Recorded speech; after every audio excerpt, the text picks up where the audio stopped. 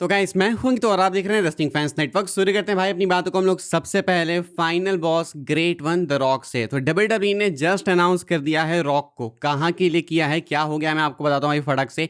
WWE ने पहले हवाई के ट्राई आउट्स अनाउंस किए कि हवाई ये लोग जाने वाले हैं, वहां पे ट्राई आउट्स लेंगे, यानी कि वहां से सुपरस्टार्स ये रिक्रूट करने वाले हैं। वहां के लिए पहले इन्होंने सिर्फ रोमन रेंस एंड ऊसोज को अनाउंस किया था कि ये लोग वहां पे होंगे प्रेजेंट, ये जो है मतलब अपनी प्रेजेंस को वहां पे फील कराएंगे। एंड अब इस पोस्टर पे इन्होंने फीचर कर दिया है रॉक को भी, यानी कि डब्ल्यूडब्ल्यूई ने एक तरीके से अनाउंस ही कर दिया है कि रॉक भी वहां पे होंगे। पहले रॉक इस पोस्टर पे नहीं थे, पहले इन्होंने अपने ट्वीट को उस पोस्टर को डिलीट किया, उसके बाद इस पोस्टर को अपडेट किया एंड रोमन रेंस ऊसोज के साइड में, मतलब सबसे आगे इनफैक्ट साइड में क्या, इन्होंने रॉक को भी डाला है। जो डेट है वो है 16 एंड 17 अक्टूबर की, एंड इसको ज़्यादा टाइम नहीं बचा है, अगस्त खत्म होने को आ गया, सितंबर एंड उसके बाद अक्टूबर में ये चीज़ आपको देखने को मिलेगी। लेकिन क्या हम लोग इससे बिल्कुल कंफर्म कह सकते हैं कि रॉक आने ही वाले हैं इस ट्राई आउट के लिए? आई एम नॉट श्योर भाई, क्योंकि डब्ल्यूडब्ल्यूई ने इससे पहले भी कई बार चीज़ों को अनाउंस किया है, कुछ भी अनाउंस करते हैं लेकिन उसके बाद जरूरी नहीं है कि उसका भी मतलब पे ऑफ मिले एंड डब्ल्यूडब्ल्यूई वाले एक्चुअली डिलीवर करें। लेकिन पहले एक पोस्टर को, एक ट्वीट को डिलीट करना एंड उसके बाद उसको अपडेट करना एंड उसमें फाइनल बॉस को डालना, तो एक मेजर चीज़ है। क्या ऐसा हम लोग एक्सपेक्ट कर सकते हैं कि 16-17 अक्टूबर आते आते क्या पता रॉक की वापसी डब्ल्यूडब्ल्यूई में ही हो जाए, क्या पता डब्ल्यूडब्ल्यूई में वापस आ जाए एंड उस टाइम पे वो एक्टिव होंगे? यही सोच के डब्ल्यूडब्ल्यूई ने क्या पता इनको हवाई वाले ट्राई आउट्स के लिए डाला है। लेकिन हवाई के ट्राई आउट्स इतने इंपॉर्टेंट क्यों हैं कि वहाँ पे पोस्टर पे Roman Reigns, Usos and rock को डालना सबको ज़रूरी है?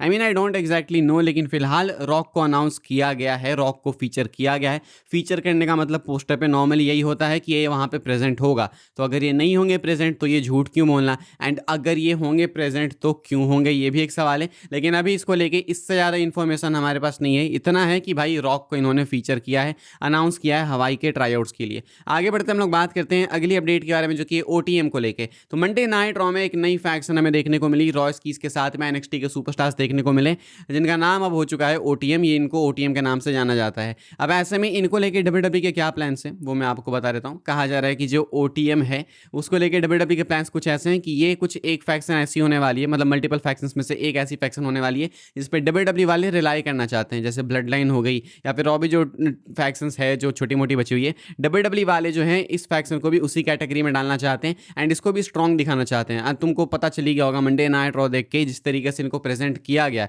इनको स्ट्रॉन्ग दिखाने की कोशिश है। कहा जा रहा है कि ये जो है अभी फिलहाल डब्ल्यूडब्ल्यूई में एज हील्स कंटिन्यू करने वाले हैं, तो जब Roman Reigns and Bloodline LA Knight and Solo Sikoa से फ्यूड करने वाले हैं तो देन वहाँ पे Roman and Bloodline heel होने वाले हैं and Solo Sikoa and LA Knight face. लेकिन जब ये सेम लोग यानी Roman Reigns and Bloodline इधर ओटीएम से फ्यूड करेंगे तो ऐसे में यहाँ पे OTM heel and Bloodline जो है फेस है, तो इट्स काइंड ऑफ कॉम्प्लिकेटेड। तो ये कैसा सा बात हुआ भाई कि एक्चुअली में कैरेक्टर है क्या ब्लड लाइन का, ये लोग हील हैं या फिर फेस हैं? इसका आंसर फिलहाल देख के ये लगता है कि डिपेंड करता है ये हील है या फेस है सामने वाले अपोनेंट्स पे। अगर एले नाइट सोलो सिकोआ से फ्यूड है तो ब्लड लाइन जो है वो हील है, लेकिन अगर ओटीएम यानी रॉयस कीज के फैक्शन के साथ में फ्यूड है तो ये लोग जो हैं बेबी फेस हैं। तो फिलहाल ये है ओटीएम को लेके फ्यूचर प्लान्स है कि डब्ल्यूडब्ल्यूई वाले इनको स्ट्रांगली बुक करने वाले हैं। तो आने वाले शोज में, आने वाले वीक्स में आप देखोगे कि डब्ल्यूडब्ल्यूई वाले इनको स्ट्रांगली बुक कर रहे हैं एंड इनके लिए ऑरा फार्मिंग करने वाले हैं एंड एज हील्स ये लोग कंटिन्यू करने वाले हैं डब्ल्यूडब्ल्यूई में। आगे बढ़ते हम लोग बात करते हैं ओबा फैमी एंड ब्रॉन ब्रेकर की। ओबा फैमी एंड ब्रॉन ब्रेकर को लेके क्या अपडेट है वो मैं आपको बताता हूँ। इनको लेके क्या प्लान्स है डब्ल्यूडब्ल्यूई के वो बताता हूँ। कॉन्ट्रैक्ट साइनिंग हो चुकी है। फिलहाल डब्ल्यूडब्ल्यूई वाले इस फ्यूड से क्या अचीव करना चाह रहे हैं, तो कहा जा रहा है कि इस फ्यूड से डब्ल्यूडब्ल्यूई वाले अचीव ये करना चाहते हैं कि ये दोनों को ही सॉलिडिफाई करना चाहते हैं कि ये दोनों ही हमारे कंपनी के फ्यूचर फेसेस हैं। ऑब्वियसली दोनों में से कोई एक ही जीतेगा फ्यूड के एंड में एंड वी ऑल नो कि चांसेस बहुत ज़्यादा हैं कि ओबा फैमी को विक्ट्री मिलेगी, फाइनल लाफ, लास्ट लाफ ओबा फैमी को मिलेगी, क्योंकि डब्ल्यूडब्ल्यूई वाले ओबा फैमी को ज़्यादा स्पेशल मानते हैं। लाइक लेसनर ने पुट ओवर किया है इनको समरस्लैम, रेसलमेनिया दोनों जगह पे, तो ऑब्वियस सी बात है कि ओबा फैमी की बात अलग है थोड़ी। लेकिन ऐसा नहीं है कि ब्रेकर पे इन्होंने बिल्कुल गिव अप ही कर दिया, ब्रेकर भी हैं कहीं ना कहीं। ऐसा नहीं है कि अभी से 2 साल बाद या 4 साल बाद, 5 साल बाद कंपनी में अगर टॉप पे सिर्फ एक बंदा होगा तो एक ही होगा, उसके आसपास भी लोग होंगे। जैसे रोमन टॉप पे गए तो कोडी road, CM Punk, Seth Rollins ये भी उनके आसपास ही हैं, भले मेन ना हो लेकिन आसपास ही हैं। तो अगर ओबा फैमी एक टाइम पे बिल्कुल टॉप पे रहेंगे कंपनी के तो ब्रेकर हो गए या फिर उनके जैसे नए जो सुपरस्टार्स है कुछ वो भी आसपास होंगे ही होंगे। तो डब्ल्यूडब्ल्यूई वाले इस वाले फ्यूड के साथ में मान के चलो कि अपने next Roman Reigns and Brock Lesnar को स्टैब्लिश कर रहे हैं। अगर तुम नेक्स्ट लेसनर बोलोगे ओबा फैमी को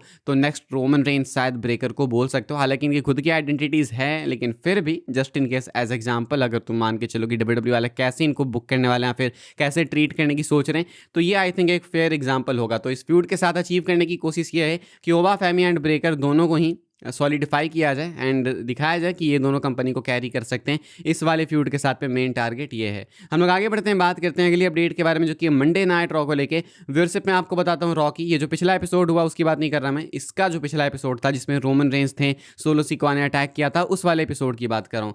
नेटफ्लिक्स ने रिवील किया है कि 17 अगस्त का जो एपिसोड था मंडे नाइट रॉ का, इसने ड्रॉ किए हैं 2.7 मिलियन व्यूअर्स एंड ये जो है हाईएस्ट रेटेड एपिसोड है मंडे नाइट रॉ का आफ्टर रेसलमेनिया 42, यानी कि रेसलमेनिया 42 के बाद का जो तुरंत मंडे नाइट रॉ का एपिसोड था उसकी जो व्यूअरशिप आई थी वो अभी भी स्टिल हाईएस्ट है रेसलमेनिया 42 के बाद में, लेकिन उससे जस्ट सेकंड नंबर पे आता है ये 17 अगस्त वाला एपिसोड 2.7 मिलियन व्यूअर्स के साथ में। इसके पीछे कोई खास रीजन, सिंपल यही रीजन हो सकता है कि रोमन रेंस अपीयर हुए थे, बट स्टिल मेरे को 2.7 मिलियन व्यूअर्स कुछ बहुत ज़्यादा क्रेजी साउंड नहीं करते हैं, क्योंकि अगर तुम देखो तो ये वर्ल्ड वाइड नंबर्स हैं एंड नेटफ्लिक्स पे ये नंबर्स हैं, तो वर्ल्ड वाइड अगर किसी एपिसोड को 2.7 मिलियन लोग देख रहे हैं तो ये बहुत ज़्यादा इंप्रेसिव भी नहीं है। भले आप बोल लो कि ये इससे बेटर है, उससे ज़्यादा है, लेकिन ऐसा नहीं है कि कुछ बहुत ही आउटस्टैंडिंग एंड क्रेजी नंबर है जहाँ पे ट्रिपल एच ऐसा इमेजिन करके बैठे थे कि हम लोग भाई 60 million 50 million 40 million 30 million touch करेंगे, वहाँ आप उसके 10% भी नहीं पहुँच पा रहे, तो बहुत बड़ा लेट डाउन है। लेकिन अब यही है नॉर्मल नंबर जो कि हमें मिल चुका है एंड इसी के अराउंड ये लोग घूमते रहते हैं,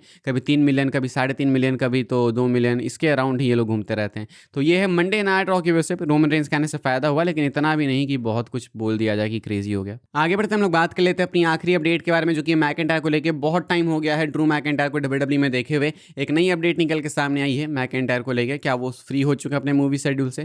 कहना है पीडब्ल्यू साइड का कि ड्रू मैकइंटायर वापस आ चुके हैं यूनाइटेड स्टेट्स में, लेकिन अभी डब्ल्यूडब्ल्यूई के अंदर ऐसी कोई बातचीत है नहीं कि इनको किसी स्टोरी में बुक किया जाए, यानी कि इसके पीछे मल्टीपल रीजन हो सकते हैं। एक तो कि डब्ल्यूडब्ल्यूई ने सिंपली कुछ सोचा ही नहीं है, ये एक सिंपल रीजन है, या तो हो सकता है कि डब्ल्यूडब्ल्यूई वाले जानते हैं कि अभी मैकइंटायर बिजी होने वाला है, शायद कहीं और भी जाए फिल्म करने, कुछ और भी प्रोजेक्ट्स हो सकता है पेंडिंग में होंगे, तो इसलिए डब्ल्यूडब्ल्यूई वाले मे भी प्लान्स नहीं बनाना चाहते हैं। वी कांट एग्जैक्टली से भाई ये क्या है, क्यों नहीं प्लान्स बनाए जा रहे हैं, लेकिन फिलहाल मैकइंटायर फिल्मिंग वगैरह करके यूएस में वापस आ चुके हैं, लेकिन मैकइंटायर के लिए रिटर्न के प्लान्स बनाए नहीं जा रहे हैं, कोई स्टोरी लाइन, कोई फ्यूड उनके लिए बुक की नहीं जा रही है, तो ये कंसर्निंग पार्ट है। लेकिन मुझे लगता है कि मैकइंटायर जल्दी ही वापस आएंगे। आई थिंक सर्वाइवर सीरीज तक तो डेफिनेटली वापस आ जाने चाहिए, बिकॉज फिर बहुत लंबी लीव हो जाएगी।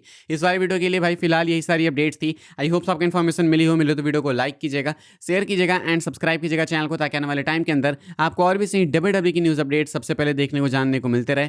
फॉलो कर सकते हैं आप लोग मुझे इंस्टाग्राम एंड ट्विटर पर, लिंक आपको मिलेगी डिस्क्रिप्शन में। ज्वाइन कर सकते हैं व्हाट्सएप चैनल को, उसके भी लिंक है डिस्क्रिप्शन में। मिलूंगा मैं आपसे अगली वीडियो में जल्दी ही, बहुत जल्दी। तब तक के लिए goodbye, thanks for watching.